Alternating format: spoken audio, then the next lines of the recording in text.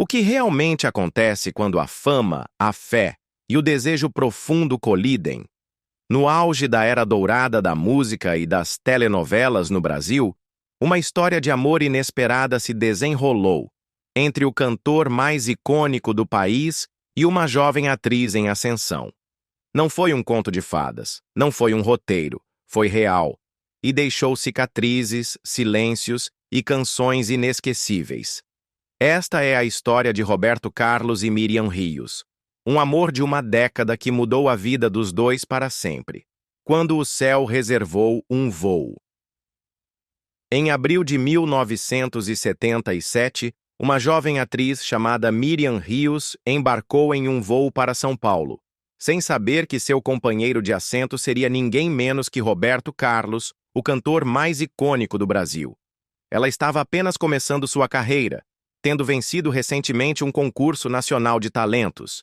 Ele, já uma lenda viva, a reconheceu imediatamente e puxou conversa. Ela ficou atônita. Riram, conversaram, e ele até pediu que ela o acordasse quando o lanche chegasse. Ela nunca o fez. Devido ao mau tempo, o voo foi desviado. Roberto ofereceu-lhe uma carona até São Paulo com sua equipe. Durante o trajeto, conversaram por horas. Ele a deixou em casa com respeito, ainda sem romance. Mas algo havia começado. Eles não se encontrariam de novo tão cedo. Mas o destino já tinha dado seu primeiro passo. Na próxima vez, Roberto estaria solteiro. E a história deles começaria de verdade. O ano secreto. Quando o destino os reuniu novamente, o palco já havia mudado. Era 1979. Roberto Carlos havia finalizado recentemente o divórcio com Nice Rossi, encerrando um capítulo longo e emocionalmente intenso de sua vida. Suas canções naquela fase vinham carregadas de saudade e introspecção espiritual, talvez já refletindo as transformações internas pelas quais passava. Miriam Rios, por outro lado, florescia em sua carreira. Já era presença constante nas novelas de maior audiência da Rede Globo e, ocasionalmente, co-apresentava o Globo de Ouro, programa musical em horário nobre, que com frequência encerrava com um nome bem conhecido: Roberto Carlos. O segundo encontro deles não aconteceu no ar, mas sim nos bastidores bem iluminados e impecáveis da Globo. Miriam corria por um corredor, convocada de última hora para substituir uma apresentadora. Ele estava lá para cantar, naturalmente, na posição de número 1. Quando seus olhares se cruzaram, o tempo parou. Ele sorriu e se inclinou para beijar seu rosto. Miriam diria depois que não conseguiu se mover. Sentiu-se paralisada, como se a adolescente que um dia sentou ao lado dele num avião ainda vivesse dentro dela. Naquela noite tudo mudou. Roberto a convidou para um show no lendário Canecão, no Rio. Após a apresentação, ela foi ao camarim. Lá, ele disse que a ligaria, mas ela não havia dado seu número. "Não se preocupe", ele disse. "Já consegui." Ele havia entrado em contato com Boni, um dos principais diretores da Globo, e usado sua influência para obter o contato de Miriam. Essa persistência silenciosa a impressionou e também a inquietou. Então, certa noite, o telefone tocou em seu modesto apartamento em Copacabana. Ela tinha acabado de adormecer e não reconheceu a voz de imediato. Achando que era uma brincadeira, desligou. Quando o telefone tocou de novo, ouviu a risada inconfundível e finalmente entendeu. Era real. Era ele. A partir daquele momento, tornaram-se inseparáveis. Começaram a namorar em segredo, escondendo o relacionamento da mídia, dos amigos e até da família. Não era apenas por causa da obsessão de Roberto pela privacidade. Havia algo mais profundo, algo vulnerável na forma como ele protegia o que tinham. Miriam era jovem. Ele tinha 34 anos. A diferença de idade era grande e, aos olhos do público, potencialmente escandalosa. Mas, para eles, em seu próprio mundo, aquilo era sagrado. Durante quase um ano mantiveram o amor em sigilo. Encontravam-se à noite, caminhavam por bairros silenciosos, trocavam cartas em vez de telefonemas e evitavam locais públicos. Às vezes, Miriam dormia na casa de Roberto. E mesmo assim, eles contornavam cuidadosamente as rotinas um do outro para não levantar suspeitas.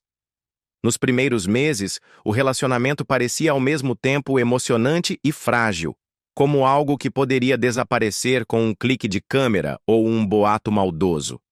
Roberto tinha seus motivos para ser cauteloso. Sua fama não era comum, era colossal. Os fãs não apenas o admiravam, o idolatravam. Sua música tocava algo espiritual nas pessoas, e o público o via não apenas como um artista, mas como um símbolo de perfeição moral. Um romance com uma jovem atriz, por mais talentosa que fosse, poderia atrair críticas, manchetes, julgamentos. Mas mais do que o medo da exposição, Roberto temia ser ferido novamente. Seu primeiro casamento deixara marcas invisíveis, e ele não estava disposto a arriscar o coração sem ter certeza. Por isso, ele observava, testava, esperava. Enquanto isso, Miriam, jovem, intensa, mergulhada na correnteza daquele romance escondido, se apaixonava profundamente. Acreditava na história deles. Acreditava nele. Cada noite juntos fortalecia o laço emocional entre os dois. Anos depois, diria que aqueles meses secretos foram dos mais felizes de sua vida. Não precisava de tapetes vermelhos nem de flashes. Bastava estar ao lado dele. E, no entanto, no silêncio, surgiam dúvidas também. Ela se perguntava se algum dia se tornariam públicos. Se algum dia seria reconhecida como mais do que um amor passageiro. Se o mundo dele, cheio de reputações protegidas, corações blindados, um dia abriria espaço de verdade para ela. Mas não pressionou. Ainda não. Estava aprendendo que o amor, quando entrelaçado com legado e ego, muitas vezes exige silêncio como preço. Aquele primeiro ano secreto não terminaria com escândalo, mas com uma mudança. Eventualmente, o público saberia. Eles sairiam das sombras. E com essa exposição viriam novas tensões, pressões e concessões para as quais ninguém, nem mesmo Miriam, estava preparada. Porque, embora o amor fosse real, logo seria posto à prova pelas mesmas forças das quais pensavam poder escapar. Controle, ciúme, ambição e o alto preço de ser amada por uma lenda. A musa das canções da meia-noite. Todo grande artista tem uma musa. Uma presença, às vezes estrondosa, às vezes sussurrante, que se torna tanto inspiração quanto reflexo. Para Roberto Carlos, durante quase uma década de transformação emocional e espiritual, essa musa foi, indiscutivelmente, Miriam Rios. O que começou em segredo logo se transformou em uma parceria doméstica silenciosa. Embora nunca tenham se casado oficialmente, compartilharam uma vida, feita de conversas que duravam a noite inteira, de altos e baixos emocionais e, acima de tudo, de música. Era nas horas sombrias da madrugada, enquanto o mundo dormia, que Roberto compunha algumas das canções mais íntimas e espiritualmente profundas de sua carreira. E Miriam estava lá para todas elas. Ela lembraria como Roberto trabalhava melhor depois da meia-noite. Costumava sentar-se sozinho ao piano, o cômodo iluminado por um único abajur, uma Bíblia aberta ao lado. Às vezes, trabalhava por horas em completo silêncio. Em outras, Erasmo Carlos estava lá. Seu irmão musical, seu coautor, seu espelho. Trocaram letras e melodias como se fossem confissões, testando versos até que algo vibrasse fundo dentro deles. Para Miriam, essas sessões eram sagradas. Raramente interrompia, mas sempre observava, enrolada num cobertor no sofá, assistindo ao homem que amava derramar pedaços da alma em notas e palavras. E às vezes, só às vezes, ele se virava e perguntava: "O que você acha desse verso?" Era um convite pequeno, mas que significava tudo para ela. Ela não era apenas uma espectadora, era parte do pulso criativo. Algumas das canções mais pessoais de Roberto nos anos 1980 carregam suas digitais. Cama e mesa, pelas esquinas da nossa casa, preciso de você, luz divina, aleluia, e ele está para chegar. Não eram apenas canções românticas, eram janelas para um mundo privado que poucos sabiam que existia. Ela não era apenas a mulher ao lado dele, era o motivo pelo qual algumas dessas músicas existiam. Em A Atriz, lançada em 1985, a tensão emocional foi escancarada. A letra expressava o ciúme e o desconforto de Roberto com o trabalho de Miriam como atriz. Ele cantava sobre ligar a TV e vê-la nos braços de outro homem, em cenas que não eram reais, mas doíam como se fossem.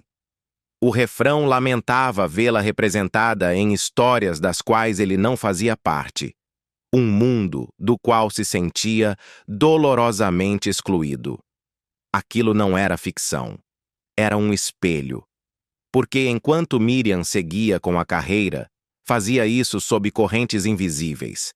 Mais tarde, ela descobriria que Roberto havia procurado discretamente os diretores da TV Globo para pedir que a retirassem de cenas românticas. Sem beijos, sem abraços mais íntimos. Por possessividade, ou talvez por medo de perdê-la, tentou reescrever a presença dela na tela. E por um tempo, eles cederam, por respeito a ele, e por medo de seu poder. Para o mundo, Roberto Carlos era um cavalheiro, mas dentro das paredes daquela relação, ele também era humano, falho, vulnerável, às vezes controlador. Miriam, ainda na casa dos 20 anos, se via dividida entre o desejo de ser uma boa companheira e o anseio de ser ela mesma. Tentava equilibrar os dois, mas raramente o peso pendia a seu favor. Ainda assim, nesses anos, ela deu mais do que a maioria. Pausou a carreira de atriz mais de uma vez. Escolheu o silêncio quando sua voz queria gritar. Honrou suas rotinas, respeitou seus medos e até obedeceu à sua superstição mais curiosa. Roberto tinha uma profunda aversão à cor marrom. Durante todos os 9 anos do relacionamento, Miriam jamais vestiu uma peça marrom. Nem vestido, nem sapato, nem bolsa. Nunca perguntou o motivo. Simplesmente aceitou. Porque é isso que as pessoas apaixonadas fazem, não é?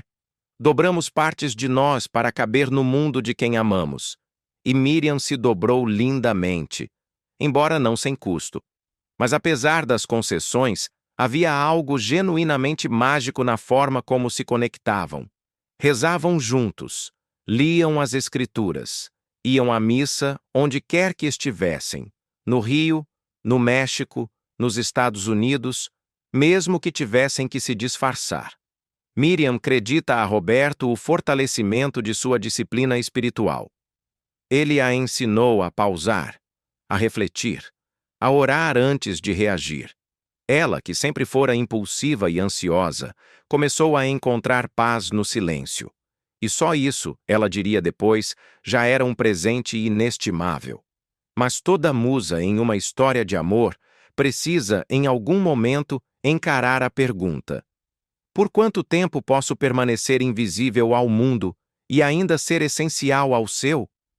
Enquanto as músicas subiam às paradas e a vida deles permanecia escondida nos bastidores, essa pergunta pairava, silenciosa, mas implacável.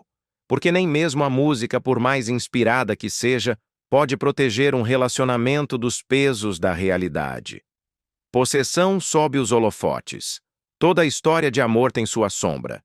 E na deles, essa sombra cresceu em silêncio, alimentada pela fama, pela insegurança e pela pressão de estar com alguém adorado, não apenas por uma pessoa, mas por um país inteiro.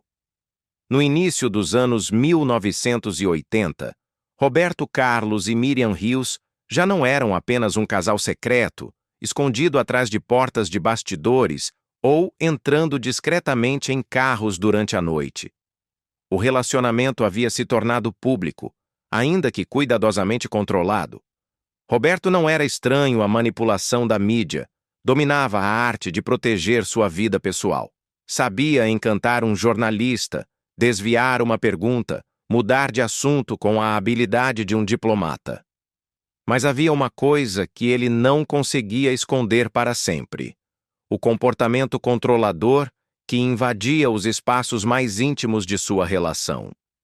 Miriam, agora na casa dos 20 anos, começava a crescer dentro da própria pele. Tinha beleza, talento e ambição, e um desejo crescente de se afirmar fora da sombra do parceiro. Mas isso era mais fácil de dizer do que de fazer quando o parceiro era Roberto Carlos. O mesmo homem que lhe dedicava canções de amor também temia sua autonomia. A mesma voz que consolava milhões podia se tornar fria de ciúmes a portas fechadas. Na época, Miriam ainda sonhava em construir sua carreira como atriz. Queria continuar nas novelas, explorar papéis mais desafiadores. Mas coisas estranhas começaram a acontecer. Papéis eram oferecidos e, de repente, retirados. Ligações pararam de chegar. Diretores que antes a elogiavam tornaram-se silenciosos. Ela não compreendia o que estava acontecendo, até anos mais tarde. A verdade surgiu em uma conversa discreta com Boni, o poderoso diretor da TV Globo. Roberto, ele revelou, havia feito certos pedidos. Miriam não deveria aparecer em cenas românticas. Nada de beijos, nada de diálogos íntimos com colegas homens. E à medida que o relacionamento com Roberto se tornava mais complicado emocionalmente, sua posição na emissora também enfraquecia. No momento em que se separaram, ela foi, na prática, colocada de lado. Ninguém disse isso abertamente, mas ninguém mais a chamou. Essa punição silenciosa foi uma das traições mais profundas que ela sentiu. Não apenas do parceiro, mas de uma indústria que antes a celebrava. Paguei o preço, diria mais tarde, pelo medo que os outros tinham de desagradar a ele. E não foi apenas no campo profissional. Em casa, o ciúme de Roberto era sutil, mas constante. Ele não era abusivo. Não gritava nem fazia exigências diretas, mas se retraía. Comentava sobre as roupas que ela usava.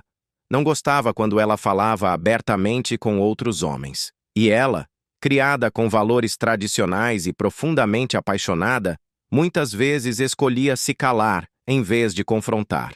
Ela recusou papéis, deixou de fazer cenas, afastou-se de oportunidades que poderiam ter definido sua carreira, porque acreditava, na época, que amar era sacrificar, que ceder à vontade do homem que se ama fazia parte de ser uma boa mulher. Mas, ao fazer isso, ela começou a desaparecer. É uma história conhecida, embora contada em sussurros. Mulheres que se apaixonam por homens poderosos, homens adorados, idolatrados, intocáveis, muitas vezes acabam se encolhendo. Não porque sejam fracas, mas porque estão tentando segurar algo, tentando manter a paz, tentando não romper o frágil equilíbrio entre intimidade e influência. Miriam não foi exceção. Vestia o que ele gostava. Adaptava-se às rotinas dele. Silenciava a própria voz para que a dele pudesse ser mais alta. E ainda assim, mesmo com todas essas concessões, a distância emocional entre os dois crescia silenciosamente. O homem que antes segurava sua mão em segredo, que sussurrava canções nos cantos tranquilos da casa, tornara-se alguém mais difícil de alcançar. Não porque a amasse menos, mas porque temia o que sua independência poderia significar. Ainda assim, Miriam nunca perdeu sua doçura. Permaneceu leal, perdoou inúmeras vezes. Acreditava que o amor deles poderia resistir às tensões, e, de certo modo, não estava errada. O amor não terminou em grito ou escândalo. Terminou como muitos grandes amores terminam, com silêncio, com tristeza e com coisas que nunca foram ditas. Mas aqueles anos lhe ensinaram algo. Um dia, Miriam acreditou que amar era tornar-se aquilo que o outro precisava. O que ela não sabia então, mas aprenderia mais tarde, é que o amor verdadeiro não exige que você desapareça. O preço do amor. No final dos anos 1980, o preço do amor já não era algo abstrato para Miriam Rios. Tinha forma, peso e um silêncio que a seguia por salas de elenco e caixas postais vazias.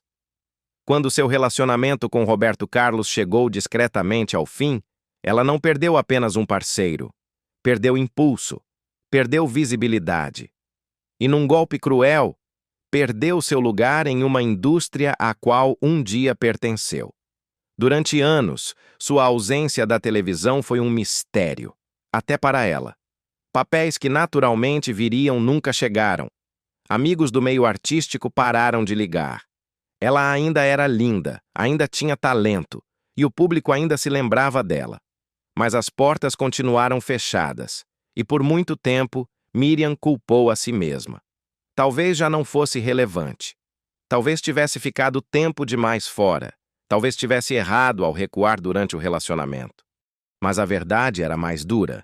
Foi somente ao sentar-se com Boni, o influente ex-executivo da TV Globo, que tudo ficou claro. Com calma, quase de forma casual, ele lhe revelou a história não contada. Durante os anos em que esteve com Roberto, o cantor havia colocado restrições nos bastidores sobre sua carreira. Nada de cenas românticas, nada de beijos na tela. E depois da separação, as pessoas preferiram evitar o risco de desagradar a ele, optaram pelo silêncio, optaram por esquecê-la. Não era pessoal, diziam, mas claro que era profundamente pessoal. Miriam havia construído uma vida, uma reputação, uma arte, e tudo isso foi apagado, não por escândalo, mas por estar próxima demais de alguém poderoso demais para ser contrariado. Essa revelação doeu mais do que qualquer desilusão amorosa. Ela o amou, sacrificou-se por ele, calou-se, mesmo quando queria falar, e quando tudo terminou, não houve um agradecimento, nenhuma proteção, nenhum esforço para preservar sua carreira. Houve apenas o vazio. Nos anos seguintes, Miriam mergulhou em um tipo de limbo profissional. Era conhecida, mas não chamada. Respeitada, mas não contratada. A emissora que um dia a apresentou ao Brasil passou a agir como se ela não existisse. E talvez o mais doloroso? Roberto Carlos nunca a defendeu publicamente. Nunca reconheceu o dano silencioso causado ao seu nome. Nunca corrigiu as falsas impressões que ficaram. Esse tipo de silêncio é uma forma de violência. Não ruidosa, não visível, mas profundamente ferida. E para Miriam, foi preciso encarar a verdade. Ela havia sido musa, parceira, confidente, companheira espiritual. Mas quando precisou caminhar sozinha, teve que se reconstruir do zero, sem o apoio da indústria e sem o homem que um dia parecia ser seu mundo. E ainda assim, ela não se tornou amarga. Em vez disso, voltou-se para a fé. O mesmo catolicismo que um dia a uniu a Roberto tornou-se seu alicerce. Passou a se envolver mais com a igreja. Começou a explorar o serviço ao próximo, tornando-se missionária e depois servidora pública. Foi por esse caminho espiritual que encontrou não apenas cura, mas propósito. Mesmo assim, jamais negou a dor. Em entrevistas dizia que agora entendia o que antes não via, que amor sem liberdade não é amor, que ser silenciada, mesmo com as melhores intenções, ainda é uma forma de controle, e que o preço do amor nunca deveria ser a sua identidade.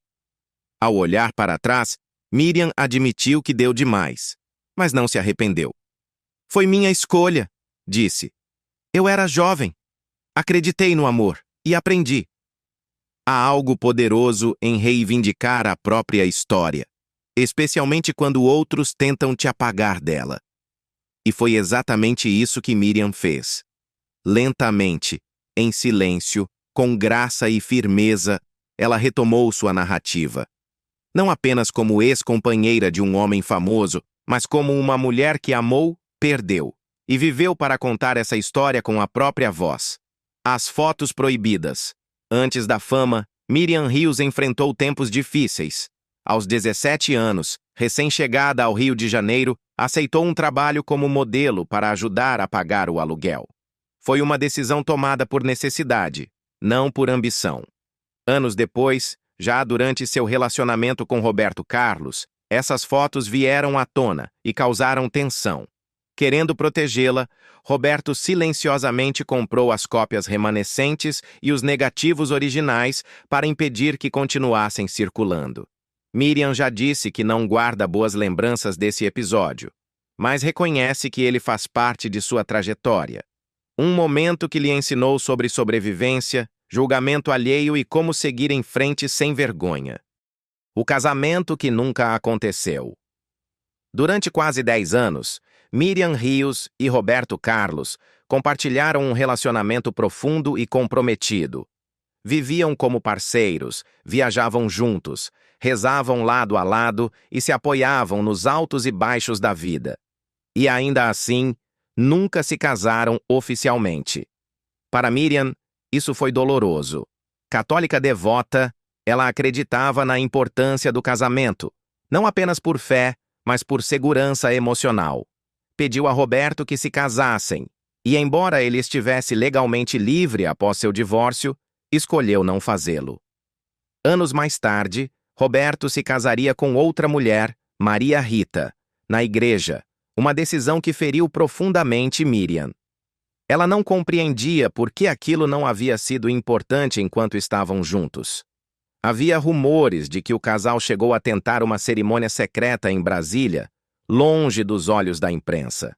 Mas a notícia vazou, e o casamento foi cancelado antes mesmo de começar. Nem a igreja deixou o registro oficial. Esse momento, e a ausência de uma união formal, se transformou em uma das memórias mais doces e amargas no coração de Miriam. Ela o amava profundamente, mas também ansiava pelo reconhecimento público desse amor. Algo que nunca veio. E embora tenha seguido em frente, uma pergunta silenciosa permaneceu. Por que não nós? Por que não naquela época? A Operação Escondida. Durante anos, Miriam Rios sonhou em formar uma família com Roberto Carlos. Imaginava um futuro com filhos, risos e uma casa cheia de música. Mas com o tempo, algo não se encaixava. Até que um dia, descobriu uma verdade que Roberto havia escondido. Ele havia passado por um procedimento médico que o impedia de ter filhos. Nunca lhe contara. Não por falta de carinho, mas talvez por medo de perdê-la. Para Miriam, a revelação foi devastadora. Ela desejava ser mãe. Sonhava em viver essa experiência ao lado dele. A decisão de terminar o relacionamento não aconteceu porque deixou de amá-lo. Na verdade, como ela mesma revelou, partiu ainda profundamente apaixonada. Mas às vezes, o amor não é suficiente. Não quando os sonhos essenciais deixam de se alinhar. O silêncio em torno dessa verdade criou uma distância que ela já não conseguia ignorar. Foi o adeus mais doloroso de sua vida. Um adeus que não nasceu da raiva, mas da tristeza e das esperanças não realizadas. Após o rompimento com Roberto Carlos, Miriam fez o que muitos corações partidos tentam fazer. Seguiu em frente. Casou-se 2 vezes. Primeiro com um médico respeitado, com quem teve seu primeiro filho. Depois com o ator André Gonçalves, com quem teve outro filho. Ambos os relacionamentos trouxeram alegrias, desafios e novos capítulos. Miriam construiu uma vida centrada na fé, na família e no propósito. Mas, como ela admitiria mais tarde, nada jamais se comparou ao que viveu com Roberto. Era uma conexão de alma, disse certa vez. Ríamos juntos, compartilhávamos tudo. Esse tipo de laço é raro. Mesmo nos novos relacionamentos, os ecos do passado permaneciam. Ela não comparava de forma consciente, mas a lembrança do tempo ao lado de Roberto permanecia, especialmente nos momentos de silêncio. O amor deles foi profundo, espiritual e cheio de música. E embora a vida tenha seguido, a marca que ele deixou continuava ali. Não como tristeza, mas como a percepção serena de que algumas pessoas moldam nossa alma de uma forma que mais ninguém conseguirá. Às vezes o amor não se perde. Ele apenas é vivido, aprendido e deixado para trás. E você? O que achou da decisão de Miriam? Foi força, dor ou os dois? Conte pra gente nos comentários, curta o vídeo e inscreva-se para mais histórias reais por trás das manchetes.